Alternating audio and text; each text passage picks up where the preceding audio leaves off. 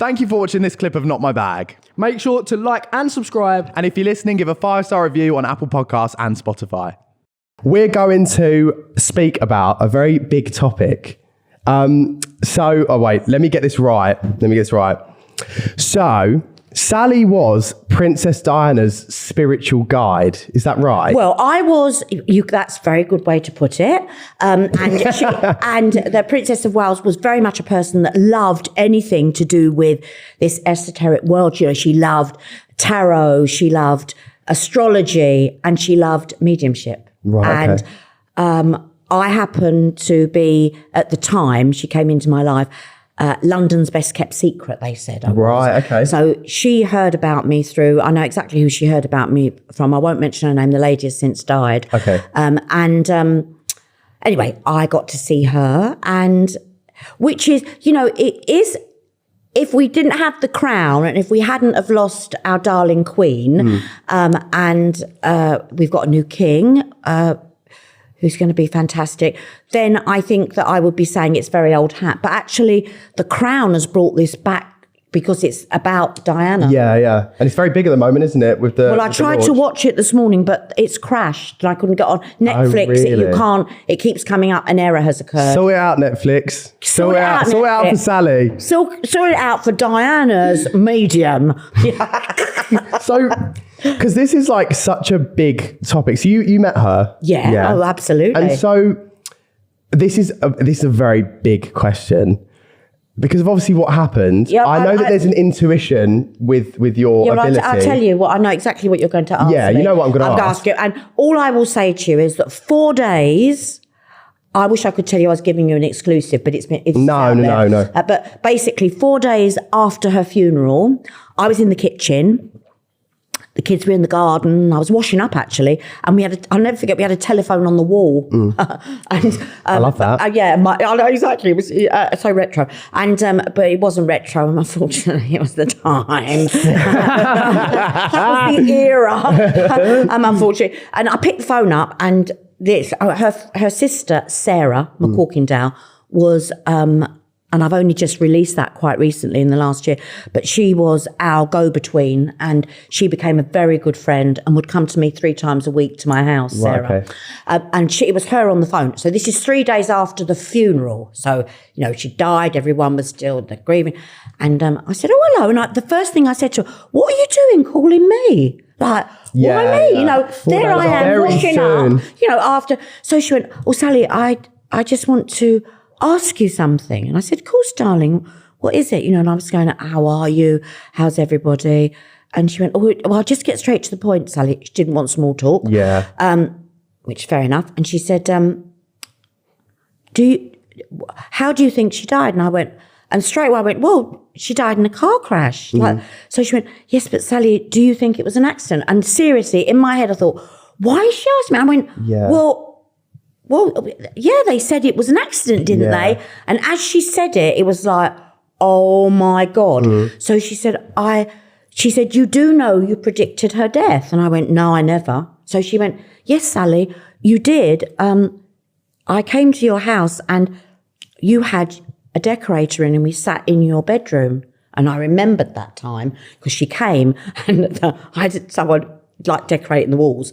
And I said, you've got to come into my bedroom. And I think of it, you know, what they're so used to, these palaces. And there she is in, my little 3-bedroom semi, do you know what I mean, in Motspur Park, that was full of junk because we'd moved it out the front room while it was decorated. Anyway, I went, she said, and what I did was, I remember I said to her, do you know what? I think the Queen's going to die. And she went, really? And they'd show no emotion. Yeah. Because, you know, it's how they're brought up. You know what I mean? Yeah. So she said, and I said, she can have a heart attack. She's gonna collapse on a pavement. I can see a grey pavement. And I went, no, just a minute. They're gonna pull her out of the back of a car and they're gonna put her body on a pavement. Her head's gonna be in the car well at the back and they're gonna give her CPR. So she said, do you remember saying that? I went, yeah, I do. What, you said that to Diana? A year before. No, to her sister. Oh, to her sister. Her sister. And I said... A year before? A year before. And she got, and everything was taped. They used to, all the people that come to me tape their readings. Yeah. So she said to me, I've got the tape. And I went, have you? So she went, and then she said, you said, and this is exactly what I said, a week later, the Queen Mother's going to die. Well, a week after Diana, she had the Queen Mother's funeral. Right. Okay. Because they have to plan it, and that was no one expected the Princess of Wales to die so young. Yeah. So the funeral they used, which was basically the arrangements, was the Queen Mother's. Right. Okay. Anyway, so she said to me, we have it on tape. So I went, oh God. So I said, oh no, because she was getting like emotional. And I went, oh no, it was a car accident. It was a car. So she went, what I want you to do, Sally, I want you to always say that. Never. So I said, well, who's going to ask me? Yeah. Because literally I work from home in suburbia. Yeah. Occasionally, maybe once, twice a week, went up to Mayfair to see, high profile. But a lot of the clients, the high profile clients and members of parliament they loved it because I was out the way and they got their chauffeur literally to park round the corner and they'd walk round the corner. They loved the fact that they were walking down a road where they were just not recognised. No one knew they were, yeah. No, because all my neighbours were in their 70s, 80s and it's different now, the road. That was said to me. So you make what you want off of that. That is mad. That is absolutely crazy. Do you Stuff like that like sends shivers down my spine, gives you goosebumps. That does. Do you still feel like you have a connection or can speak to Diana or anything like that? The thing that's a like good reach out to her. That's a good question, George. But what I would always say to any medium, any genuine, the real deal, will never go up to anyone and go, oh, by the way, I mean, we're sitting here. You know what I do. If I say something to you two, it's not done in jest, but it's like it's tidbits for you. Yeah, do you know what I mean? Sure. But I would never ever approach anyone who hadn't come to me first and said, can you give me a reading or what can you see? Or people say different things. So the only way I would ever perhaps know what the Princess of Wales in spirit was thinking if I had a member of her family. I was about to say that. So you need like a connection and like that kind of, you know what I mean? Like that kind of medium to be able to do that. Yeah. So basically that's the only way. If I had her sisters in front of me or her children, fine.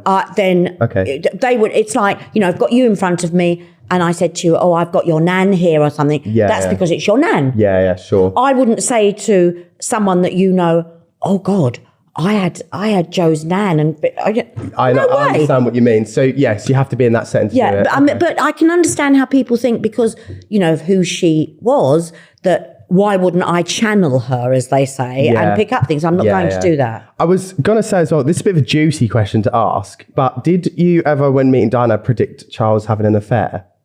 Well, I knew he was having an affair. That's why I met her. Because one of the first things that I said to her sister was, I got the initials O-H. Well, I got the initial O. And then I said, who's known as H? Well, Harry then was a little boy, and he wasn't known as H. Well, she was seeing Oliver Hoare. Right. Wow. That was one of her first lovers.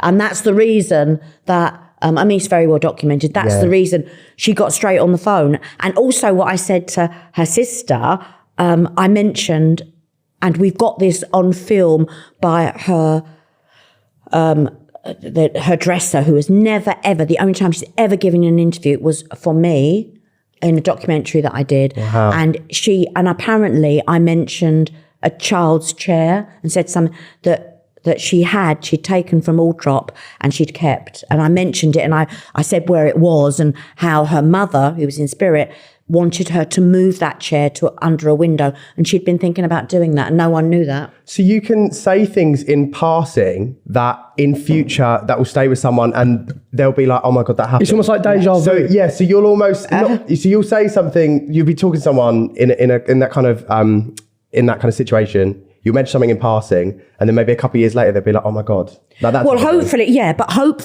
that can happen. Yeah. But hopefully they know what I'm saying immediately. Sure.